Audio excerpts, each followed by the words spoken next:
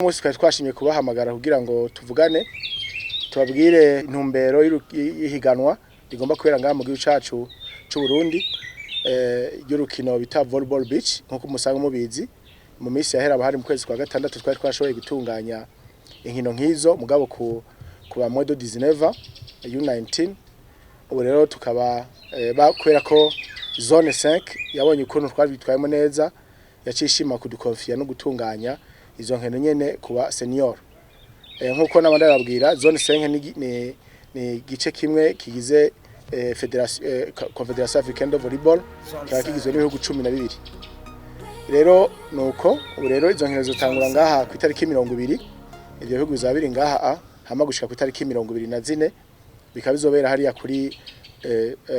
Petit Bassam n'abahungu n'abakobwa Uburundi buzoserukirwa n'imigwi itatu y'abakobwa n'itatu y'abahungu. Izi nkino rero nkuko mubibona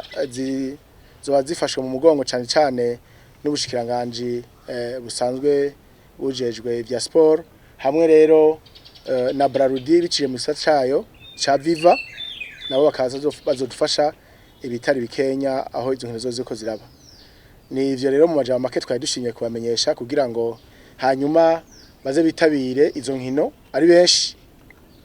baze kuratira ijisho barabe imikangaro y'u Burundi ukuntu ifise niveau imaze gutera imbere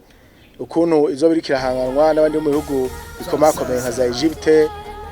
za Kenya n'izindi zifise ama equipe yandi asanga afise uburambe muri volleyball beach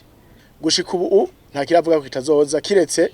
Ethiopia kuko nisanzwe ifise imigwi ya volleyball beach na Somalia murazi ibibazo irimwo na Djibouti na Eritrea kubera abantu babo ntibasohoka ni ivyo bihugu bine bitazoza kuko nibisanzwe bija mu competition kubera ibibazo bitandukanye bafise kuko Ethiopia nk'ubu twararungitseyo umumenyereza wacu niyo ngabo yagiye kubafasha kugira ngo bashobore gushiraho umugwi wa volleyball beach urumva bariko baratangura